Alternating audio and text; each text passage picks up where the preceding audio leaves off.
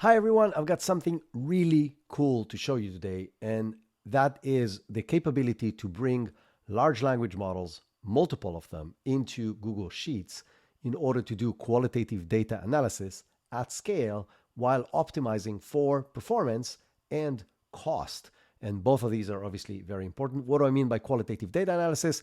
Let's say you've done market research to figure out product market fit, and you're looking at reviews of your product or reviews of your competitor's product, or you're looking at HR peer reviews from within your company, or you're looking at transcriptions of sales calls, etc., etc. Anything you have that is text, free text that people has wrote about something you care about and you want to analyze it at scale is extremely time consuming if you need humans to do it, and it's very inconsistent when humans do it. And now you can do this within Google Sheets with multiple large language models. So let's learn how to do that. The first thing you want to do is you want to go and open Google Sheets. So let's go and open Google Sheets. In Google Sheets, you want to click on extensions and click on app script. And once you're there, you want to paste. You're going to have stuff in it, like there's always like a default something in there. But what you want to do is you want to go to here and grab this entire code that's in here in the document that you have access to. And you can copy that and paste it in here. And then hit this little save button. I don't need to do this because I already had this before, so I can show you how it works, but this is what you do. The next step, based on the document, if you keep on following it, is to go to Open Router and sign up for an account. So if you go to Open Router, it looks like this. You will have to sign up for an account, but once you have an account, you'll give them your credit card, which I'll explain in a minute why, and you click on Keys, and you click on Create New Key, and you give the key a name. It doesn't matter what the name could be anything. Call it Google Sheets, call it data analysis, call it whatever you want to call it. You can define what's the limit as far as dollar value that it can charge you for that particular usage, which means within this Google Sheets thing that we're doing. But you'll see in a minute that unless you're going to use a huge amount of it, the amounts are going to be relatively small anyway. But once you do that, copy the key immediately, because if you don't copy it immediately, that's the last time you'll be able to see that key. So copy it right there and then. Or don't worry about it. If you forgot, you can always do it again and create a new key. It doesn't cost you anything to create those keys. Once you have the key, you want to go back to here and place it where it says your API key. So paste it in here and then hit save again, and then you'll be good to go as far as the Excel is ready. So now that you have all of this done, which is awesome, how do you actually use this thing? So if you scroll down to usage, what you want to do is you have two different options. One is if you want to reference a single cell, and the other is if you want to reference multiple cells. What do I mean by that? So let's look at two examples. Let's start with a single cell first. So what I have here in this document is a very long list of reviews about a product. In this particular case, it's Salesforce. So you can see that in column E, I've got all the negative reviews, what you dislike about Salesforce. So let's say I would like to respond nicely to each and every one of the people that wrote a negative review, and I can build an automation around it and do it in almost real time. So let's use that use case. In this particular use case, I want to reference a single cell because I want to reply to each and every one of the reviews separately. So how does the structure look like? This is actually already the response, but if you look up here, you'll be able to see how the formula is built. The first parameter, which is this, is in quotation marks, and it says where the prompt is. And you see this goes to cell I1. So cell I1 is this cell. You are a customer service expert with 20 years of experience who specializes in answering concerns of SaaS user products. Your goal is to provide thoughtful and caring response, blah, blah, blah, blah, blah, right? So this is the first item in this function. The second one is this, all of this thing together. And you have access to this. You don't have to know it or try to copy it from the video. You have access to it right here. So referencing a single cell is literally this formula that you have right here. And if you want an example, it's right here. So if you use this formula, all you need to know to do is in the cell you want to reference as far as the data. So remember, this is the prompt. The second thing, I want to reference the specific review. In this case, it's cell E6. So I put E6 in both these locations. So if you look what is E6, E6 is this bad review. So this is the second parameter. And the third parameter is going to be H2. And this references the name of the model, the large language model that I want to use. So H2 is this cell up here, right? So it's this cell here. So why do I need to reference the model as well? Because what I can do then, and what I've done in this particular example, if you look at the next cell over and the next cell over, what they do is exactly the same thing, only referencing different large language models. So this cell has the same exact formula as the other one. It looks at the same prompt that is up here. It looks at the same E6 cell as the bad review that we got, but it's referencing Gemini Pro as the model to use. And you can see that we're getting very different results between Mistral, which is the model up here, to Gemini Pro, to Anthropic Claude 3 Haiku. So how do I know which models to use, and how do I find them, and why the hell does this matter? So first of all, why it matters, you can see that we're getting very different outputs from these three different models. You can now copy this down to several different cells and see for each and every one of the bad reviews what this looks like. I wouldn't copy it all the way down. I'll explain in a minute why. So you want to copy this 2-3 rows down and see which reviews are you getting.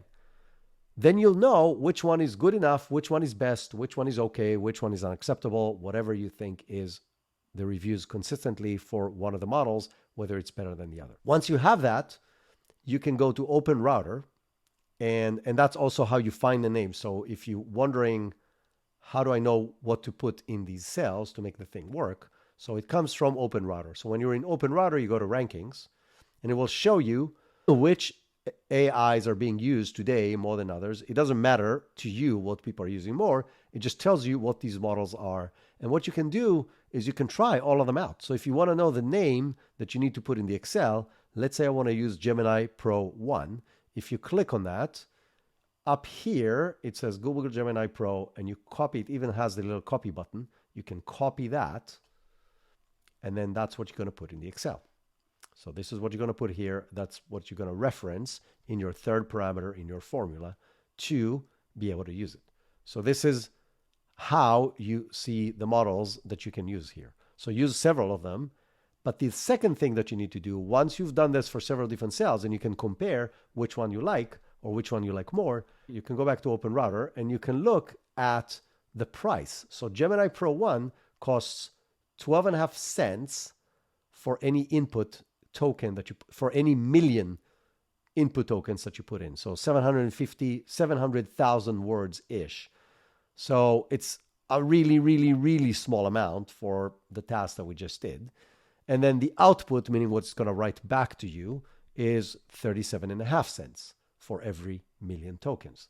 But if you compare that to, if you go back to Rankings and we look at, as an example, Anthropic Claude 3 Opus, which is their top model, which is also the most expensive model here, I think, you will see that this model is going to cost you $15 instead of 12.5 cents for input and $75 for every million tokens of output. So again, it's a million tokens. It's still a very small amount. And again, a token is about 0.7 words. So to get to a million tokens and pay the $75, this thing will have to write to you 700,000 words of output. But still, if you're getting a good enough result for 12.5 cents, why pay $75? So that's how you can optimize both for quality based on the output that a few cells give you, and then for price based on what you can see in there. And then once you pick the one you want, only copy that one all the way down to all the cells below it to get all of your responses to the different bad reviews that you've gotten, if this is your use case like mine. So this is how you do the optimization. But I still need to show you how to use multiple cells. So let's look at a different example. Let's say my example is this. Let's say I don't want to look cell by cell, but I want to look at an aggregated view of all the bad reviews. So in this particular case, my prompt is, you are an expert product strategist with 10 years of experience. Your task is to look for opportunities for software features and updates based on an existing negative product reviews. You should look for commonalities across blah, blah, blah, and so on and so forth. So in this case, I don't want to look at one review. I want to look at all the reviews. So the way I do that is in a similar way. You can see here that the function starts with referencing the prompt, just like we did before. So that's the first parameter. The second parameter is all this long thing, but really all you need to know is that these two cell references, in this case E4, both of them is your upper left cell of the range you want to look at. And then these two cells, E21 and E21 here, are the bottom right corner of the range you want to look at as far as the input that this prompt needs to look at as far as the data. And then the third parameter is the same thing, which is in this case, this large language model name. And then I've done the same exact thing. I've copied that to 3 different locations, just changing only the model name. So this is the same answer from this. This is the same answer from this. And I can compare. And you can see I've only used from cell 4 to cell 21. So it's not my entire data range, which has hundreds of these reviews. Why? Because now I can see for this limited thing, which one is giving me the best output that will be the best for my use case. Then I know which one. Then I can look at pricing. And then I can go and change this from E21 to E2500 and look at my entire reviews and get more accurate answers because it's going to look at absolutely everything. So this is how this process works. It allows you to do amazing things like analyzing any kind of qualitative data that you have at scale within Google Sheets, either cell by cell or the entire thing. Now I'll add one more thing. Remember, this is still Google Sheets. I can do averages, I can do VLOOKUPs, I can do summaries, I can do a lot of things because this is still Google Sheets. So you can combine everything that you know from Google Sheets together with qualitative data analysis using large language models, together with quantitative data analysis that Google Sheets knows how to do. So as an example, I'll give you an example. Let's say I could have used the 1-by-1 cells and ask, let's say the reviews weren't categorized as good or bad. I can ask the large language model to categorize whether there's a positive review or a negative review. And then I can use a simple count function in Google Sheets to count how many positive and how many negative reviews I have. These kind of capabilities become available once you combine everything and bring those large language models into Google Sheets. And as I mentioned, you can still optimize across a huge amount of models for quality and for price. I hope you found this useful. If you do, please share this with other people that can benefit from this on whatever platform you want to share this on. If you have any questions or any issues with the way this works, please reach out to me on LinkedIn. My name is Isar Meitis, and I'm the only Isar Meitis on LinkedIn. It's ISAR MEITIS. Find me there, ask me, share this. I appreciate it, and I'll gladly help you if you have any questions. That's it. Thank you. Have a great day.